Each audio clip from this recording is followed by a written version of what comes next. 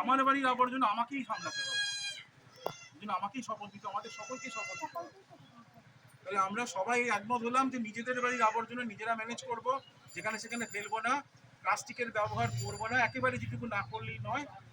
আর এই জৈব আবর্জনাগুলো যেগুলো পচনশীল, সেগুলো নিজেরা যদি বাড়িতে সার গাদা তৈরি করে ম্যানেজ করতে পারি, সার তৈরি করতে পারি তো করবো, আর না হলে পঞ্চায়েত যখন এসে চাইবে তখন দিয়ে দেবো। আমার কথাগুলো কি আমি আপনাদের পরিষ্কার করে বোঝাতে পেরেছি? তোরা বুঝতে পেরেছিস? নিজেরা যেটা বুঝলি খুব মন দিয়ে শোন বাবা, তোরা যখন বড় হবি তখন মাটির নিচের জল কিন্তু কমে যাবে। এখন যদি যে কোনো জায়গায় জিনিস যেখানে সেখানে না ফেলিস, বুঝতে পারছো? বন্ধুদেরও এটা বলবি। আমরা সবার বাড়ি বাড়ি গিয়ে তো বলতে পারবো না, আমাদের প্রত্যেককে আরো 10 জনকে বলার দায়িত্ব নিতে হবে, তবে তো সবাই জানতে পারবে, তাই তো?